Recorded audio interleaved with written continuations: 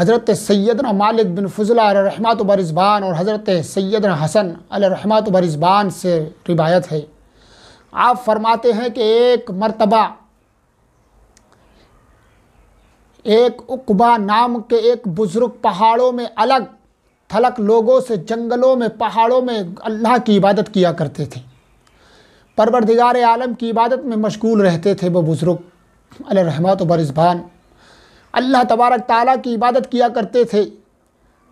کسی شہر میں ایک ظالم اور جابر بادشاہ تھا جو بلا وجہ لوگوں کے ناک اور کان کاٹ دیتا تھا، کٹوا دیا کرتا تھا، بلا وجہ لوگوں کو قتل کرا دیا کرتا تھا۔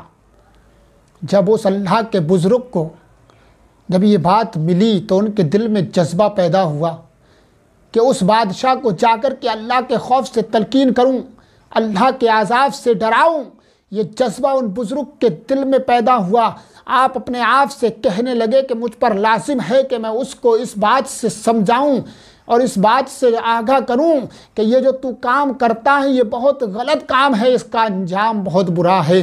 اللہ اکبر۔ وہ بزرگ کا جذبے کو سلام کہ آپ نیکی کی دعوت دینے کے لیے اس پہاڑی سے اترے ہیں، اس ظالم و جابر بادشاہ کے گھر پہنچتے ہیں۔ پہنچنے کے بعد اس سے آپ نے آپ نے اس کو نصیحت دی، آپ نے اس سے فرمایا کہ اے بادشاہ تو اللہ کے عذاب سے ڈر، اللہ کا عذاب بہت خطرناک عذاب ہے، تو لوگوں کو بلا وجہ قتل مت کر، تو لوگوں پہ بلا وجہ ظلم مت کر۔ اتنا سمجھانا تھا کہ وہ ظالم بادشاہ سن کر کے آگ بگولا ہو گیا اور گستاخانہ جملے بولنے لگا کہ تیرے جیسا حقیر انسان مجھے اللہ کے عذاب سے ڈرائے گا۔ اللہ اکبر۔ یہ کہتا ہے وہ ظالم بادشاہ اور کہتا ہے کہ جو تو نے گستاخی میرے دربار میں آ کر کے کی ہے اس کی سزا میں تجھے ضرور دوں گا، اور ایسی سزا دوں گا کہ دنیا میں نے کسی کو نہ دی ہے۔ اللہ اکبر۔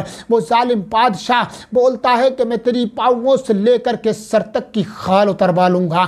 اس نے جلادوں کو حکم دیا ہے، جلادوں نے اس بزرگ کو پکڑ کر کے لٹا دیا ہے، پاؤں سے کھال اتارنا شروع کر دی ہے۔ اللہ اکبر۔ وہ نیک بزرگ آپ برداشت کر رہے ہیں، صبر کر رہے ہیں، اللہ کو یاد کر رہے ہیں۔ جب آپ کی کھال اتاری گئی پاؤں سے پیٹ تک تو آپ کہ زبان سے ایک درد بھری آہ نکلی، ترنت اللہ کا حکم پہنچ جاتا ہے۔ اللہ فرماتا ہے، اللہ کا حکم پہنچ جاتا ہے کہ اے بزرگ تم صبر کرو، تم صبر کرو، ہم تمہیں اس تاریخی دنیا سے نکال کر کے ایک اچھے مکان میں داخل کریں گے، یعنی تمہیں جنت میں داخل کریں گے، ایک وسیع و عریض مکان میں داخل کریں گے۔ اللہ اکبر۔ پیارے مسلمانوں، اللہ کا یہ پیغام پہنچا تو وہ بزرگ خاموش ہو گئے، صبر کرتے رہے، اللہ کو یاد کرتے رہے۔ جب خال آپ کی چہرے تک اتار دی گئی، پھر دوسری بار آپ کی تکلیف میں آہ نکلی، پھر اللہ کا حکم پہنچا۔ اللہ نے فرمایا اے بزرگ، اے عقبہ، اب تیسری مرتبہ تو اپنی آواز مت نکالنا۔ اگر تیری آواز اب تیسری بار یہ درد میں بھری نکلی، یہ فرشتے یہ تیری طرف متوجہ ہیں، زمین کے اور آسمانی مخلوق رو رہی ہے۔ اللہ اکبر۔ پیارے مسلمانوں، اگر تیری آہ تیسری بار نکلی تو میں اس قوم کو اتنے خطرناک عذاب میں مبتلا کر دوں گا، اتنا دردناک عذاب بھیج دوں گا کہ اس کو تباہ و برباد اس قوم کو کر دوں گا۔ اللہ اکبر۔ تو صبر کرنا، تیسری بار تیری یہ آواز نہ نکلے۔ تیسری بار اگر یہ تیری آواز نکلی، جب بزرگ نے اتنا سوچا تو صبر کرنا شروع کر دیا، کہیں میری وجہ سے اس قوم کے لوگ اللہ کے عذاب میں مبتلا نہ ہو جائیں۔ اللہ اکبر۔ پیارے مسلمانوں، وہ بزرگ تکلیف برداشت کرتے رہے، پاؤں سے لے کر کے خال چہرے تک کی اتار دی گئی۔ اللہ کو ان کی روح پیاری ہو گئی۔